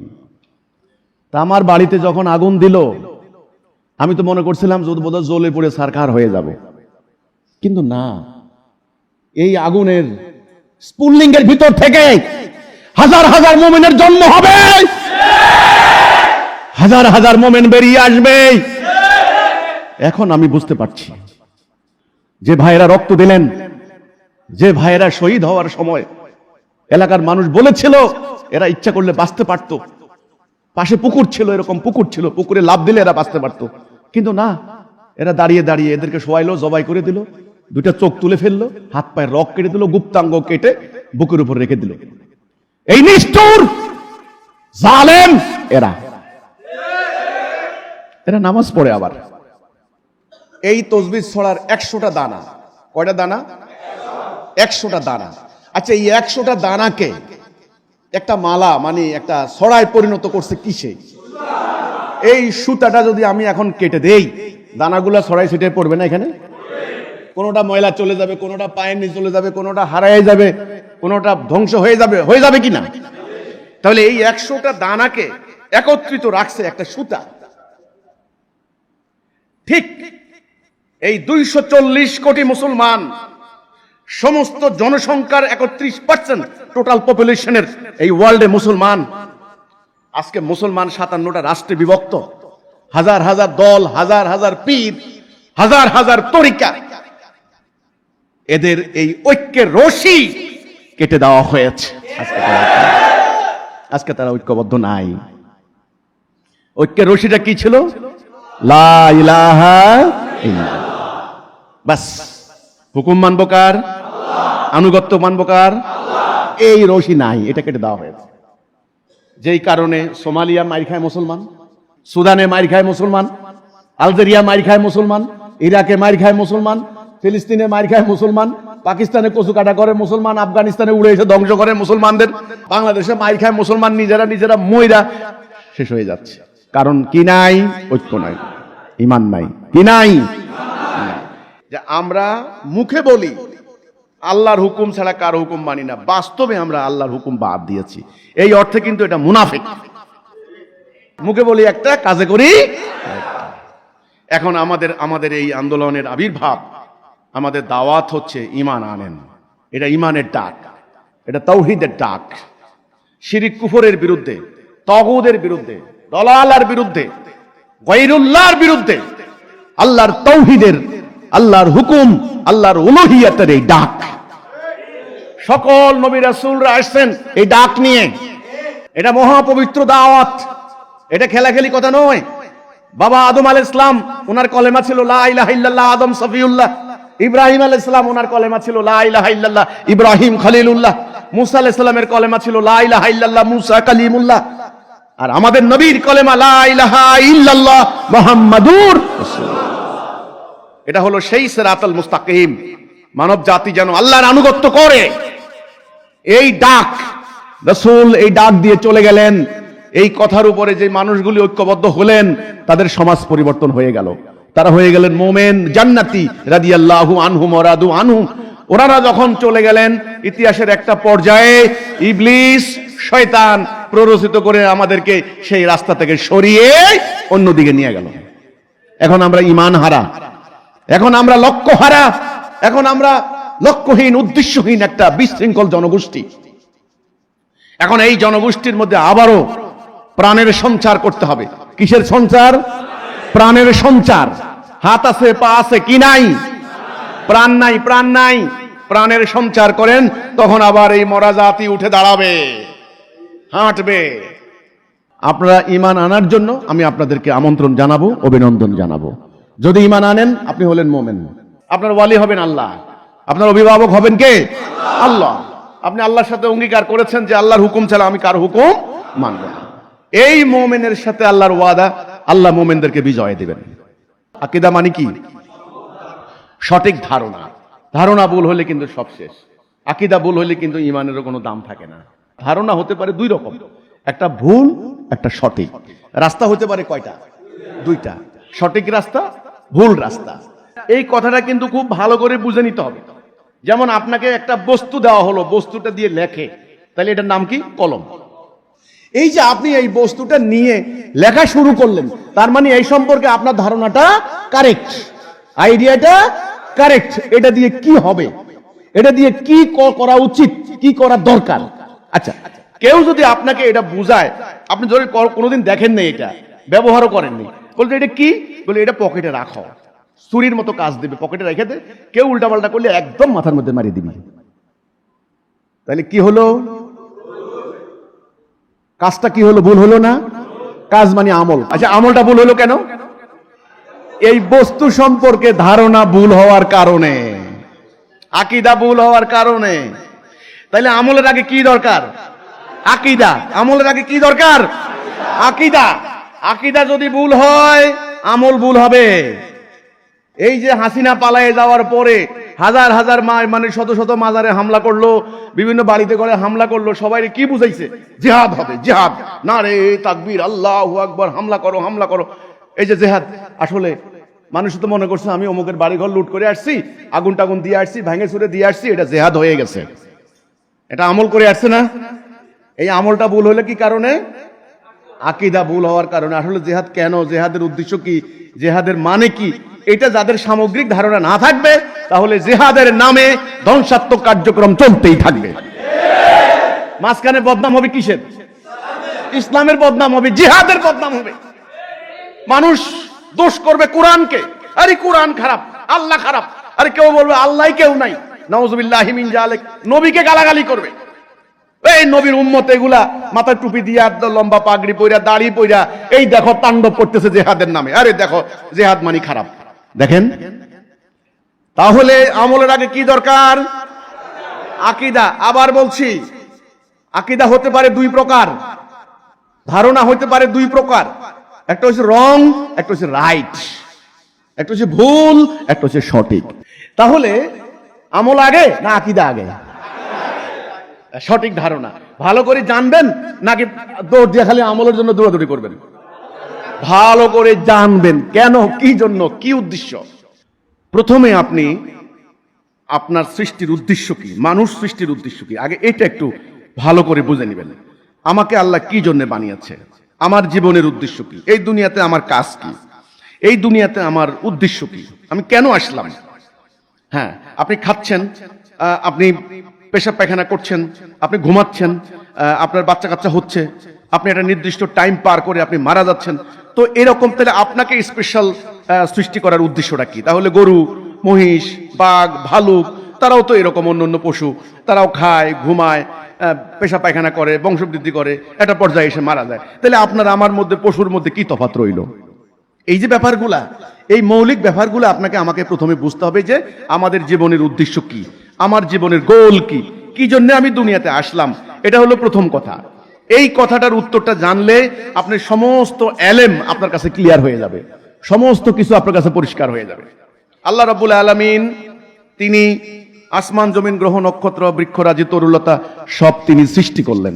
কুন হও, হয়ে গেল। তিনি এরাদা করলেন, সিদ্ধান্ত নিলেন, তিনি অন্য একটা সৃষ্টি করবেন, যার ভিতরে তার রূহ ফুঁকে দিবেন, তাকে তিনি খেলাফতের দায়িত্ব দিবেন, সে হবে তার খলিফা, প্রতিনিধি। তখন তিনি সমস্ত ফেরেশতাদেরকে ডাক দিলেন, ডাক দিয়া বললেন যে আমি দুনিয়াতে খলিফা বানাবো, তোমরা কি বলো? ফেরেশতারা বলল, ফেরেশতা মানে মালায়েক, তারা বলল যে এরা দুনিয়াতে ফাসাদ ওয়া সাফাকুদ্দিমা করবে, মানে রক্তপাত, অন্যায়, অবিচার করবে। আল্লাহ বললেন আমি জানি যা তোমরা জানো না। তিনি ঠনঠনা মাটি, আঠালো যুক্ত মাটি নিজ হাতে মাটি দিয়ে তিনি আদমকে বানাইলেন। পার্থক্যটা খেয়াল করেন, এই সমস্ত সৃষ্টি করছেন কোন হও, হয়ে গেছে, আর আদমকে বানাইছে কি দিয়া? নিজ হাতে। পার্থক্য আছে কিন্তু, বিশাল পার্থক্য। আল্লাহ যখন বানাইলেন আদমকে, তার ভিতরে রূহ ফুঁকে দিলেন, এবার সবাইকে বললেন সেজদা করো, সবাই সেজদা করলো, ইবলিস সেজদা করলো না। আল্লাহ বললেন ইবলিস, ওকে আমি নিজ হাতে বানালাম, সেজদা করলি না কেন? ইবলিস বলে ও মাটি, আমি হচ্ছে আগুন। আল্লাহ বললেন অহংকার, এখানে আর থাকতে পারবে না, এখান থেকে বেরিয়ে যাও। তখন ইবলিস বলে আল্লাহ তুমি আমাকে সুযোগ দাও, আমি ওকে তোমার পথে থাকতে দেব না। আল্লাহ বললেন যা, তোকে উত্থান দিবস পর্যন্ত সময় দিলাম। এই কথা বলে ইবলিস চলে গেল। ইবলিস বলে তোমার অধিকাংশ বান্দাকে আমি নিয়ে যাব তোমার পথ থেকে। খেয়াল করেন, আল্লাহ বললেন আমার মুখলেস বান্দাদের উপর তোর কোনো কর্তৃত্ব থাকবে না, ওদেরকে নিতে পারবি না। এই কথা বলে ইবলিস চলে গেল। ইবলিসকে আল্লাহ বের করে দিলেন। আমরা বলি আউযু বিল্লাহি মিনাশ শাইতানির রাজিম। আল্লাহ বানালেন আদমকে কি হিসাবে? খলিফা। খলিফা মানে কি? প্রতিনিধি। প্রতিনিধি, রিপ্রেজেন্টেটিভ। আমরা হচ্ছে আদম সন্তান, আমরা বনি আদম, আমরা আল্লাহর খলিফা, আল্লাহর প্রতিনিধি। পৃথিবীতে আমাদের মূল কাজ হচ্ছে আল্লাহর খেলাফত করা। আমরা যেন আল্লাহর খেলাফত করতে না পারি, শত্রুকে ইবলিস। এই কথাটা মাথায় রাখতে হবে, সারা জীবন এটা মনে রাখতে হবে। এই দুনিয়াতে আমি আল্লাহর খলিফা, আমার কাজ হচ্ছে আল্লাহর খেলাফত করা। ধরুন আপনার বাবা আপনাকে সৌদি আরব পাঠিয়েছেন। এখন সৌদি আরবের উদ্দেশ্য কি আপনি ভালো করে বুঝে নেবেন। তিনি জমি বিক্রি করে আপনাকে পাঠিয়েছেন, বলছেন যে সংসারের অবস্থা ভালো না, আয় রোজগার করতে যাও। এখন আপনি আয় রোজগার করতে যাওয়া সার্বক্ষণিক যদি 5 বছর সৌদি আরব থাকেন, এটা আপনার মনে রাখতে হবে। এই মনে রাখার নাম জিকির, যে আমি সৌদি আরবে কেন আসছি, আপনি কি উদ্দেশ্যে গেলেন। কিন্তু আপনি কি করলেন, ওখান থেকে বিমানবন্দর থেকে যাওয়ার পরে সৌদি আরবের এই সমস্ত সুন্দর রাস্তাঘাট, হোটেল, এই আনন্দ, এগুলা দেখার পর, চাকচিক্যময় দুনিয়া দেখার পরে আপনি কি করলেন, টাকাগুলাকে ওই ক্যাসিনোতে গেলেন, জুয়া খেললেন, আড্ডা দিলেন, এগুলা দিয়ে দিয়ে ধ্বংস করে দিলেন। একটা নির্দিষ্ট টাইম পরে কিন্তু সরকার জোর করে আপনাকে পাঠিয়ে দিল, আপনি কিন্তু থাকতে পারবেন না ওখানে, সময় কিন্তু চলে যাবে। আপনি যেই উদ্দেশ্যে গেলেন সেটাই যদি না করেন, এবার দেশে আসার পর আপনার আব্বা কি আপনাকে খুব অ্যাপ্রিসিয়েট করবেন? ঘর থেকে পিঠে বের করে দিবে না, যে বাইরে ওইখান থেকে আমার জায়গা জমি বিক্রি করে তোরে পাঠাইছি, তুই ওখানে যাইয়া মোজ মাস্তি করে টাকা ধ্বংস করে আসছস। উদ্দেশ্য আপনি ভুলে গেছেন। ঠিক তেমনি খুব খেয়াল করেন, আজকে হিন্দুরা মন্দিরে যাচ্ছে, ভগবানকে পাবে। খ্রিস্টানরা গির্জায় যাচ্ছে, ঈশ্বরকে পাবে। ইয়াহুদিরা সিনাগগে যাচ্ছে, এলিকে পাবে। খেয়াল করেন, বহু মানুষ বট গাছের নিচে, তাল গাছের নিচে জীবন কাটাই দিচ্ছে সাধনা করে, মানে আত্মার পরিশুদ্ধি লাভ করবে, ঈশ্বরকে পাবে। মুসলমানরা মসজিদে যাচ্ছে আল্লাহকে পাওয়ার জন্য। কিন্তু না, দুনিয়াতে আল্লাহর খেলাফত যদি আপনি না করেন, আল্লাহকে পাবেন না। আল্লাহর খেলাফত করব কি দিয়ে? আল্লাহর হুকুম। এই জন্যই লা ইলাহা ইল্লাল্লাহ, ওইটা মানলে আল্লাহর খেলাফত হবে। ব্যাপারটা বুঝতে পারলাম কিনা? আপনি যখন আল্লাহর হুকুমের আনুগত্য করবেন, তখনই আল্লাহর খেলাফত হবে। আর ইবলিস চাইবে আপনি যেন আল্লাহর হুকুমটা না মানেন। আল্লাহ রাব্বুল আলামিন মাকে বানালেন, বাবা মা দুইজনকে বললেন যে আদম, ইনি তোমার স্ত্রী, তোমরা দুইজনে এই জান্নাতে থাকো, যা খুশি খাও, যেটা ইচ্ছা যাও। একটা নিষেধ, ওই গাছের নিকট যাবে না, এটা আপনারা জানেন। তো শয়তান ভুলিয়ে দিলেন। ওনারা আল্লাহর কাছে তওবা করলেন, রব্বানা যালামনা আনফুসানা ওয়া ইল্লাম তাগফির লানা ওয়া তারহামনা লানাকুনান্না মিনাল খাসিরিন। আল্লাহ, ভুল হয়ে গেছে, আল্লাহ আমাদেরকে মাফ করে দাও, আমাদের ক্ষমা করে দাও, যদি ক্ষমা না করো আমরা ধ্বংস হয়ে যাব। আল্লাহ বললেন ঠিক আছে আদম, এখানে থাকতে পারবে না, এখান থেকে নামিয়ে যাও দুনিয়াতে, এখানে বংশবৃদ্ধি করো। এই বাবা আদম মা হাওয়া দুনিয়াতে আসলেন, এই বংশ হইতে লাগলো। বংশ মানি আমরা। এখন আমরা কেউ সাদা, কেউ কালো, ব্যাপারটা কি? কেউ লম্বা, কেউ খাটো, ব্যাপারটা কি? হ্যাঁ, কেউ ইংরেজি বলে, কেউ আরবি বলে, কেউ বাংলা বলে, ঘটনাটা কি? কেউ কুর্তা পরে, কেউ প্যান্ট শার্ট পরে, কেউ শুট বুট পরে, ব্যাপারটা কি? এই যে আমাদের গায়ের রঙের পরিবর্তন হয়ে গেল, আমাদের চেহারার কিছু কিছু পরিবর্তন হয়ে গেল, আমাদের কুর্তা পোশাকের পরিবর্তন, খাদ্যাভ্যাসের পরিবর্তন, এগুলো হয়েছে ভৌগোলিক আবহাওয়ার কারণে। আপনি যদি কানাডা থাকেন, কানাডা প্রচন্ড ঠান্ডা, দেখবেন আস্তে আস্তে আস্তে আস্তে আপনি ফর্সা হয়ে যাবেন, আপনার পরবর্তী বংশধর ফর্সা, সুন্দর ফর্সা বাইরে। এই অবস্থা কিন্তু এটা হলো একটা বিবর্তনের মধ্য দিয়ে কিন্তু আপনার এটা হবে। কিন্তু মনে রাখবেন, পুরো মানব জাতি কয় জাতি? মানব জাতির প্রভুকে আল্লাহ, আর প্রধান শত্রুকে ইবলিস। মানব জাতির মূল কর্তব্য কি হবে? আল্লাহর আনুগত্য করা। এই দুনিয়াতে আপনার আমার সামনে দুটি রাস্তা, দুটা পথ, ডাইন বাম, সত্য মিথ্যা, আল্লাহর হুকুম, ইবলিসের হুকুম। আপনি আমি কোনটা মানলাম? খেয়াল করেন, এই দুনিয়াতে পরীক্ষার জায়গা। দুনিয়াটা কিসের জায়গা? পরীক্ষার জায়গা। দুনিয়াতে আপনি থাকতে পারবেন না বেশি দিন। একটা নির্দিষ্ট টাইম পরে আপনাকে চলে যেতে হবে আসল জায়গায়, হাসরের দিন। এই দুনিয়াতে আপনার সামনে এখন দুটি রাস্তা, এটা হলো হেদায়া, এটা হলো দলালা, এটা হলো রাইট ডাইরেকশন, এটা হলো রং ডাইরেকশন। এই পথে যারা থাকবে তারা মোমেন, এই পথে যারা যাবে তারা কাফের। এটা হলো শান্তি, এটা হলো অশান্তি। এই পথের শেষ মাথা জান্নাত, এই পথের শেষ মাথা জাহান্নাম। কোনটা করবেন আপনি বলেন? আপনি কিন্তু মাঝখানে। এই স্বাধীনতা আপনাকে দেওয়া হয়েছে, এখানে আপনাকে ছেড়ে দেওয়া হয়েছে। আল্লাহ জোর করবেন না, কারণ যদি জোর করা হয় তাহলে পরীক্ষা বলতে কিছুই থাকে না। পরীক্ষা কিন্তু এখন বলেন, আপনার বুদ্ধি, আপনার বিবেক, আপনার এলেম, আপনার উপলব্ধি ক্ষমতা, আপনার শ্রবণ শক্তি, আপনার দৃষ্টি শক্তি সব দেখে শুনে বুঝে গবেষণা করে চিন্তা ভাবনা করে আপনার উচিত কি ডান দিকে যাওয়া না বাম দিকে যাওয়া? ইহদিনাস সিরাতাল মুস্তাকিম গায়রিল মাগদুবি আলাইহিম ওয়ালাদ-দাল্লিন। ওইদিকে যাব না, ওইটা কার পথ? ইবলিস। ইবলিস কি চায়? অশান্তি। আদম সন্তানের মধ্যে মারামারি, খুনাখুনি, হত্যা, ধর্ষণ, যুদ্ধ, রক্তপাত, লুণ্ঠন, সুদ, ঘুষ, এটা ইবলিস চায়। অশান্তির আগুনে আদম সন্তান জ্বলে পুড়ে ছারখার হয়ে যাবে। আর আল্লাহ চান শান্তি, সুবিচার, ন্যায় বিচার। এখন আপনি বলেন, আপনি কি আল্লাহর চাওয়া বাস্তবায়ন করবেন না ইবলিসের চাওয়া? আপনি বলেন তো দেখি, আপনি কি শান্তি কায়েম করবেন না অশান্তি? আপনি কি পরকালে জান্নাত যাইবার চান না জাহান্নাম? আপনার সিদ্ধান্তের উপরে ভাই, কিন্তু এখানে কিন্তু জোর চলবে না। আপনার ইচ্ছা ভাই।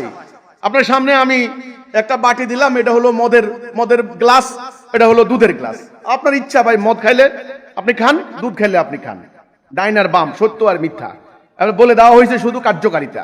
মদ খাইলে মাতলামি করবেন, বাস শেষ। বাপেরে ভাই কইবেন, বউরে মা কইবেন, আপনার আল্লাহর কোনো দোষ নাই। এটা ওই যে মদের কার্যকারিতা, ফল, রেজাল্ট। কথা বুঝাতে পারলাম কিনা? মদের বোতল খান, মদ খাই একটা আলো হয়ে পড়ে থাকেন, সারা রাত নিজের বাড়ির দেওয়াল ঠেলবেন, বলেন আমার বাড়ির সামনে দেওয়াল দিছে কেনা। এই হলো ব্যাপারটা আর কি। আবার দুধের বোতল আছে, দুধ খান, পুষ্টি হবেন, সুন্দর চেহারা হবে, একদম আপনি একেবারে মানে তাজা হবেন। এখন কোনটা খাবেন কোনটা খাবেন না, আপ টু ইউ। ফলাফল কিন্তু আপনাকে ভোগ করতেই হবে। এখন আপনারা বলেন, আজকে সিদ্ধান্ত নেন, আমরা কি আল্লাহর খেলাফত করব না ইবলিসের খেলাফত করব? আমরা কি মোমেন হব না কাফের হব? আমরা কি দুনিয়াতে আল্লাহকে বিজয় করব না ইবলিসকে বিজয় করব? আমরা কি জান্নাত যাব না জাহান্নাম যাব? আমরা কি শান্তি চাই না এই মারামারি গুতাগুতি চাই? শান্তি চাই। বাহ, ভালো কথা, সব তো সুন্দর সুন্দর কথা। চাই চাই চাই, এটা চাই এটা চাই। কেউ ভাই মার খাইতে চায় না, কেউ তিতা খাইতে চায় না, জোর করি না খাওয়ায়, খাইতে চায় না। শুনেন, তাহলে যদি আল্লাহর খেলাফত করতে চান, যদি দুনিয়াতে শান্তি আনতে চান, যদি আল্লাহর সাথে ইবলিসের চ্যালেঞ্জে ইবলিসকে পরাজিত করতে চান, তাহলে একটা অঙ্গীকার করতে হবে আল্লাহর সাথে, লা ইলাহা ইল্লাল্লাহ। আল্লাহ, তোমার হুকুম ছাড়া আমি আর কারো হুকুম মানি না। এই যে সিদ্ধান্তটা নিলেন, তার মানে আপনি এই লাইনে উঠলেন, এই রাস্তায় উঠলেন। এবারে এই রাস্তায় চলার পথ কেমনে চলবেন ওই সিদ্ধান্ত নিছেন না? হুকুম মানবেন কার? বিধান কার মানবেন? এই মাত্র সিদ্ধান্ত নিয়ে রওনা দিলেন। এইবার আপনি জীবন চলার ক্ষেত্রে বিয়ে করতে বসছেন, এটা আল্লাহর কি হুকুম? বিচার করতে বসছেন, ওখানে আল্লাহর কি হুকুম? অর্থনীতি, ওখানে আল্লাহর কি হুকুম? শাসন ব্যবস্থা, ওখানে আল্লাহর কি হুকুম? অর্থাৎ জীবনের সর্ব অঙ্গনে আল্লাহ যেখানে যেই হুকুম করেছেন সেটা মানার অঙ্গীকারের নামই হচ্ছে ঈমান। পুরো মানব জাতি আমরা কি এখন হেদায়েতে আছি না দলালাতে আছি? পুরো মানব জাতি কি আল্লাহর খেলাফত করছে না ইবলিসের খেলাফত করছে? এখন বলেন তো, পুরো মানব জাতি যতই সিনাগগে যাক, যতই পেগোডায় যাক, যতই মন্দিরে যাক, যতই মসজিদে যাক, আসলে সবাই যাচ্ছে কোথায়? এখন এই মানব জাতিকে দলালা থেকে ধরে এনে হেদায়েতের দিকে পরিচালিত করাই হচ্ছে আপনার আমার মূল কাজ। এরা শুনবে না, দেখবেন এখানে তাদের সামনে দাঁড়িয়ে বলেন, হে মানব জাতি, তোমরা সর্বনাশ, তোমাদের এই মারামারি হানাহানির মেইন কারণ তোমরা আল্লাহর খেলাফত বাদ দিয়েছো, ওখান থেকে বাদ দাও, এটা বাদ দাও, মানুষের তৈরি এই বিধান বাদ দাও। দেখবেন মানবে না, বলবে এই মিয়া বেশি বুঝো, তুমি মাদ্রাসা পড়ছো নাকি মিয়া? আঙ্গ হুজুররা বোঝে না, তুমি বেশি বুঝো। তা হুজুর করে এবার জিজ্ঞাসা করেন, ভাই হুজুর মোহতারাম, মৌলানা সাহেব, মোহতামিম সাহেব, মোহতামিম হুজুর, এই যে আল্লাহ কোরআনে কইছেন যে তোমরা আল্লাহর রজ্জুকে শক্ত করে ধরে রাখো, বিচ্ছিন্ন হইবা না, এই আদেশটা কি ফরজ কিনা? দেখে হুজুরের মুখটা কোন দিকে যায়, বলবে যে হ্যাঁ ফরজ, এটা কোরআনের আয়াত কিনা? বলছে হ্যাঁ কোরআনের আয়াত। তাই আপনারা এক আল্লাহ, এক রসুল, এক কিতাব, এক কাবা, আপনারা এই যে এক এক হুজুর এক এক দিকে মানুষের টানাটানি করতেছেন, এ কথা কইলে আর আপনি ভালো না, সর্বনাশ। এত তো বেশি বুঝিয়া লাইছে রে, এত তো বেশি বুঝিয়া লাইছে রে, সর্বনাশ। হ্যাঁ, এইবার পাবলিকের বুঝাইতে হইব, এটার মাথা নষ্ট হয়ে গেছে গা, এটা নাস্তিক হইছে, এতে আল্লাহ রসুলের বিরুদ্ধে কথা কয়, এটা আলেমগো বিরুদ্ধে কথা কয়। আমরা হইছি নায়েবে নবী, আল্লাহর প্রাইভেট সেক্রেটারি।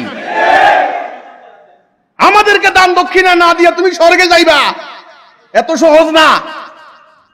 নতুন গাভীর দুধ, মুরগির আন্ডা, গাছের ডাব, এটা আঙ্গুরের আগে খাওয়াবি, তারপরে আল্লাহর কাছে যাবি। আমি জানি না এই ব্যারিকেড, এই দেওয়াল ভেঙে আপনারা ইমানের ঘোষণা দিতে পারবেন কিনা আমি জানি না। কঠিন আন্দোলন, কঠিন সংগ্রাম, এই লড়াই মুক্তির লড়াই, এই রেনেসা মুক্তির রেনেসা, এই বিপ্লব মুক্তির বিপ্লব। এই বিপ্লব নবী করিম সাল্লাল্লাহু আলাইহি সাল্লাম আজ থেকে ১৫০০ বছর আগে মক্কার জাহিলি সমাজে দাঁড়িয়ে বলেছিলেন, হে মানুষ তোমরা বলো লা ইলাহা ইল্লাল্লাহ, হুকুম চলবে আল্লাহর, বিধান চলবে আল্লাহর। তখন মক্কার প্রতিটা ঘরে ঘরে এই বিপ্লবের ঢেউ চলে গিয়েছে।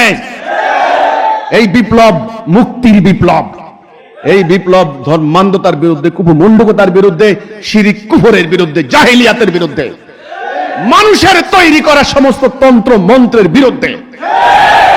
জানি না আপনারা এই ঘোষণা দিতে পারেন কিনা। লা ইলাহা ইল্লাল্লাহর ঘোষণা দিয়ে নবী করিম সাল্লাল্লাহু আলাইহি সাল্লাম ফুলের তোড়া পান নাই, মুরগির রান পান নাই, মিষ্টির প্যাকেট পান নাই, আসসালামু আলাইকুম হুজুর সালাম পান নাই। লা ইলাহা ইল্লাল্লাহর ঘোষণা দিয়ে কি হয়েছিল বলেন তো? প্রথমে পাথর, গালি, তাব্বালাকা ইয়া মুহাম্মদ, ধ্বংস, পথে ঘাটে আক্রমণ, মায়ের অপমান, দেশ থেকে বের করে দিয়েছে, নিপীড়িত করেছে, হত্যা করেছে। এ লা ইলাহা ইল্লাল্লাহর ঘোষণা মানে আল্লাহর হুকুমের পরিপন্থী সমাজে, রাষ্ট্রে যে আইন বিধান চালু আছে এটাকে অস্বীকার করা। সর্ব অঙ্গনে হুকুম চলবে আল্লাহর। আল্লাহ ধর্ম ব্যবসা হারাম করেছেন, হারাম, কথা নাই, কথা নাই। আল্লাহ সুদ হারাম করেছেন, হারাম, কথা নাই। আল্লাহ ডাকাতি হারাম করেছেন, হারাম, কোনো কথা নাই। এখন আপনি যদি বলেন ধর্ম ব্যবসা হারাম করলে কি হইব, হুজুরে খাইব কি করিয়া? তো সব ডাকাতি জায়েজ করে দেন, সব সুদখোরের জায়েজ করে দেন। পেশারেরা এত ব্যাংক দিছে, ব্যাংকে চাকরি কর্মকর্তারা, সুদ যদি হারাম হয় তো এটারা খাইব কি করিয়া? কিছু করে খাওয়ার কি অভাব আছে দুনিয়াতে? ইচ্ছা করতে হবে যে আমি আল্লাহর হুকুম মানব, কথা শেষ।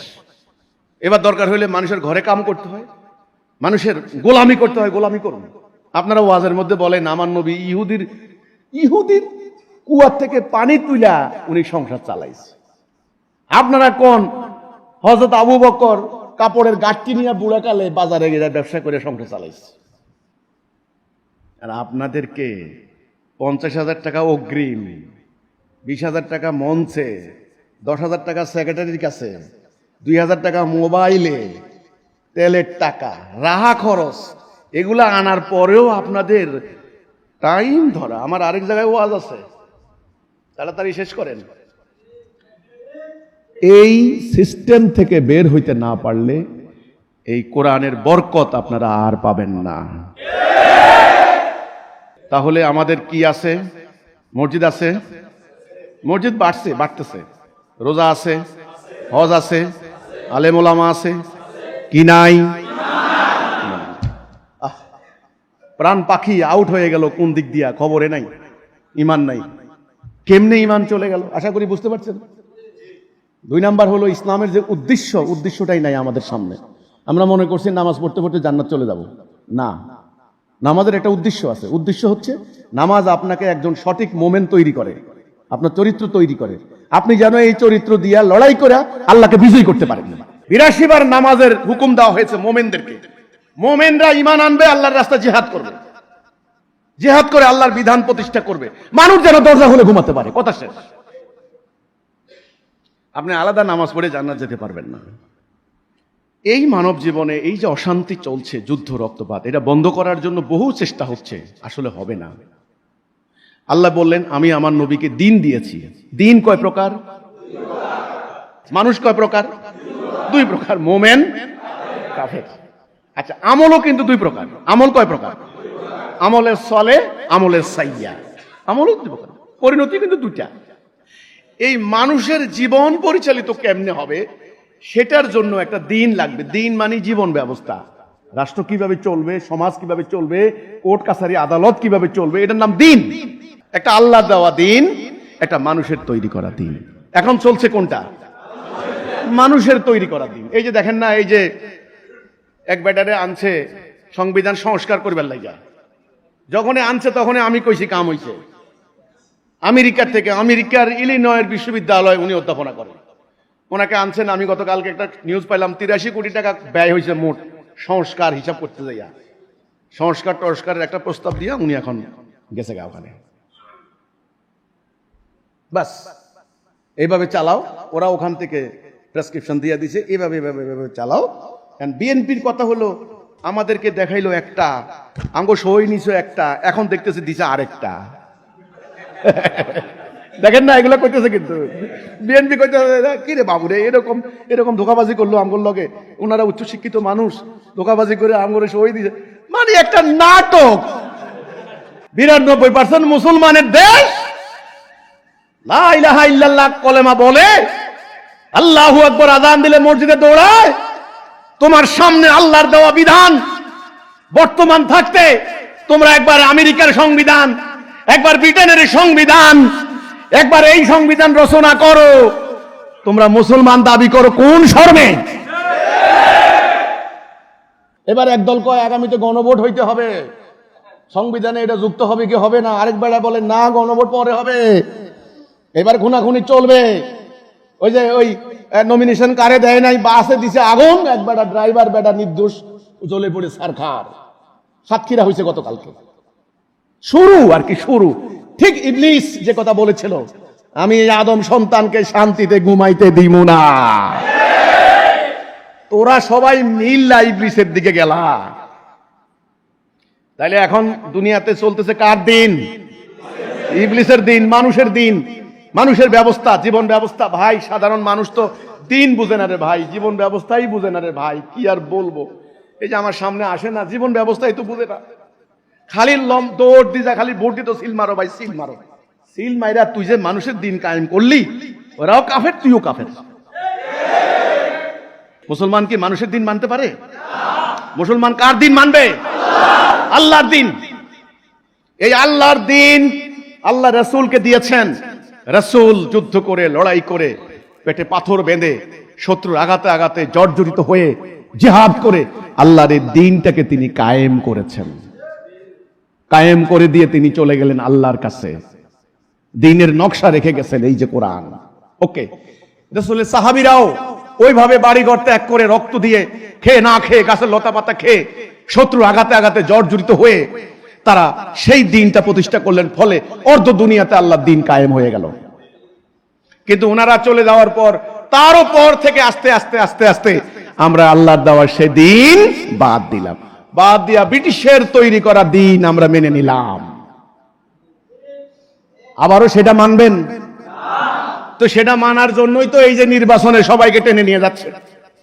আবারও আল্লাহর দেওয়া দিন বাদ দিয়ে এগুলি মানবেন? এখন সময় আসছে এই সিদ্ধান্ত নেওয়ার, আমরা আর মানুষের তৈরি বিধান মানব না। আমরা কার বিধান মানব? আল্লাহর বিধান। ওয়াল্লাযী আরসালা রাসূলাহু বিল হুদা ওয়া দীনিল হক লিইয়ুযহিরাহু আলাদ দীনি কুল্লিহি। তিনি আল্লাহ আপন রাসূলকে পাঠিয়েছেন হেদায়া এবং সত্য দিন দিয়ে। হেদায়া মানে রাইট ডাইরেকশন, সঠিক পথ, লা ইলাহা ইল্লাল্লাহ, এবং দিন মানে এটার উপরে ভিত্তি করা একটা জীবন ব্যবস্থা।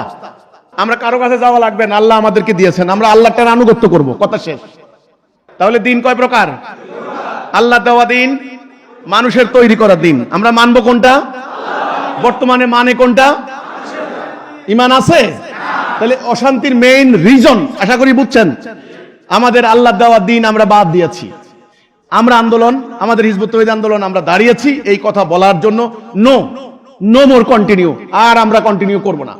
এদের তৈরি আনুগত্য মানার পরে আমরা বুঝছি অশান্তি কাকে বলে, অর্থনৈতিক দুর্বৃত্তায়ন কাকে বলে। গুটি কয়েক লোক হাজার হাজার কোটি টাকার মালিক হয়ে গিয়েছে। আজকে কোর্ট কাছারিতে লক্ষ লক্ষ মামলা, যার টাকা নাই আদালতে যাইয়া দেখেন, আর আদালতের বারান্দায় ঘুরতে ঘুরতে তার কোনো বিচার নাই ভাই, যার টাকা নাই। দেখেন যাইয়া বাস্তব কথা। এই ব্যবস্থা বাদ দিতে হবে, এই সিস্টেম বাদ দিতে হবে।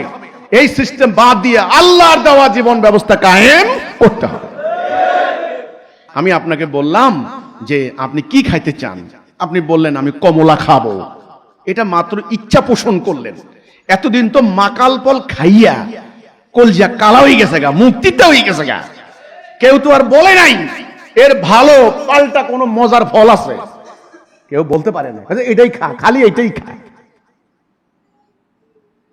খালি মাকাল ফল খাওয়াইছে, দেখতে চকচকে খুব সুন্দর, কি দারুণ গণতন্ত্র। খাইছে খালি কলজিয়া কালা হয়ে গেছে গা। এখন আমি বললাম ভাই আপনি কি এটা খাবেন? বলছে ভাই রে এটা খাইয়া ডায়রিয়া মরে যাচ্ছি ভাই, ঘুম হয় না ভাই, পাগলের মতো আচরণ করতেছে, পেটের কামড় ভালো হচ্ছে না। তা আমি বললাম ভাই তাইলে এটা বাদ দিবেন কিনা? হ্যাঁ ঠিক আছে, আমি আর খাবো না, আর খাবো না, আমার মাইরা ফেলালো, আর এই মাকাল ফল খাবো না। এটা তো আপনি সিদ্ধান্ত নিতে হবে ভাই।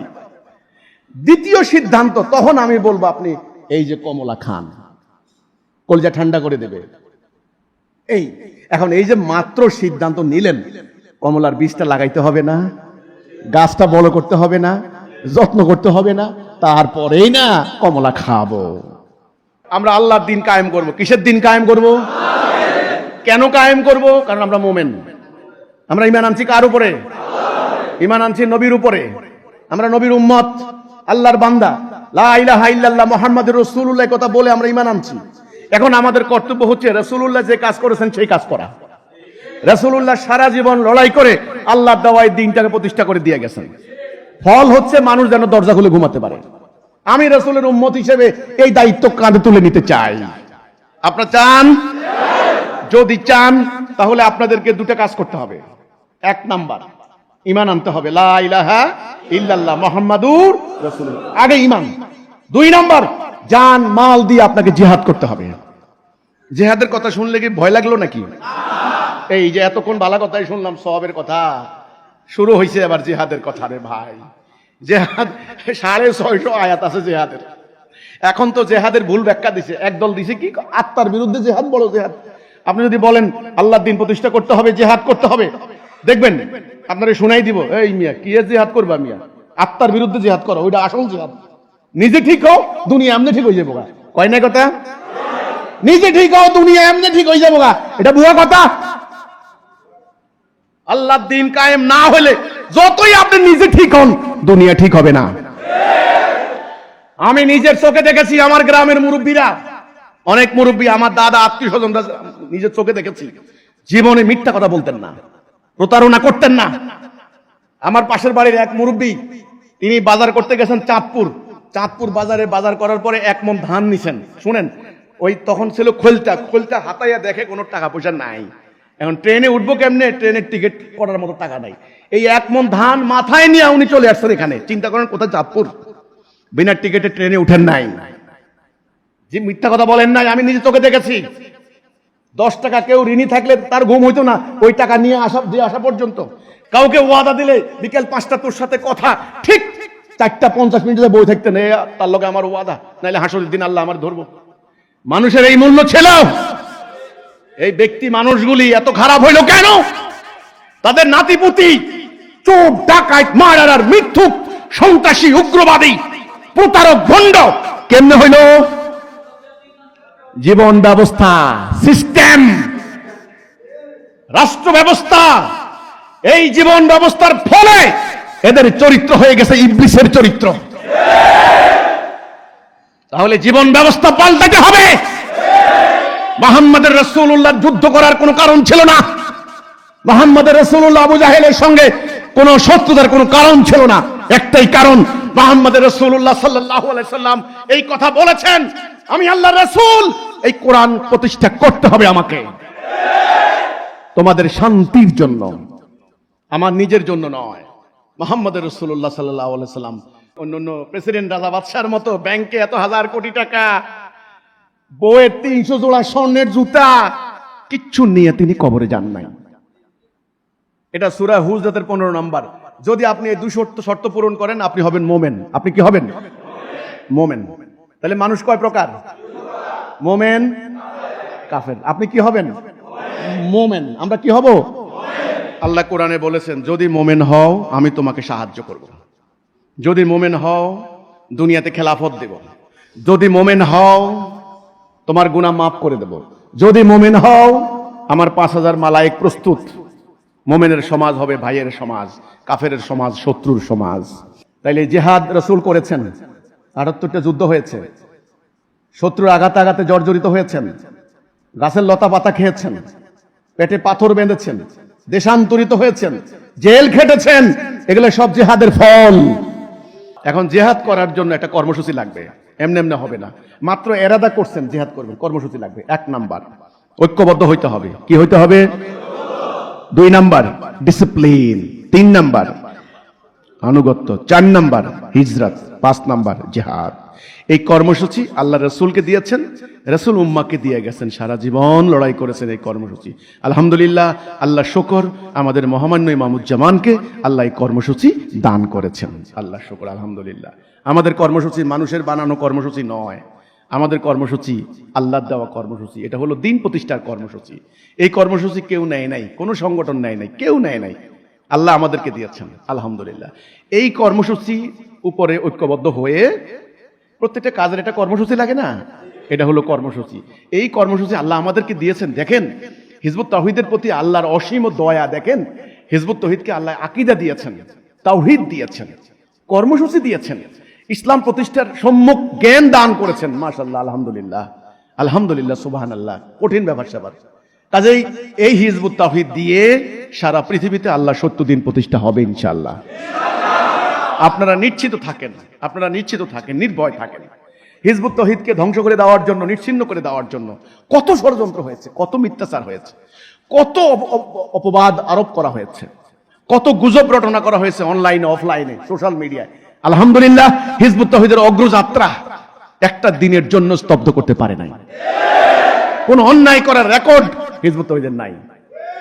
হ্যাঁ, ব্যক্তিগতভাবে আমাদের ভাই বোনদের চলাফেরার ক্ষেত্রে আমলের ত্রুটি বিচ্যুতি থাকতে পারে, এটা মানুষ মাত্র ভুল হতে পারে, কিন্তু হিজবুত তাওহীদ আন্দোলন তার চলার পথে আল্লাহ রাসূল পরিপন্থী কোনো কার্যক্রম এখন পর্যন্ত আল্লাহ করান নাই। আল্লাহ শুকর। তার কোনো অর্থনৈতিক স্বার্থ নাই, কোনো রাজনৈতিক উদ্দেশ্য নাই। নির্বাচনে টেনে নেওয়ার জন্য আমাকে কতবার বলা হয়েছে, আপনি ইলেকশনে আসেন, আপনি ইলেকশনে আসেন। এইবারে তো হায় রে হায়, অফিসে গিয়ে অনেকে বলছে, ভাই আপনি যদি এবারে ইলেকশনে আসেন তবে খবর আছে ভাই।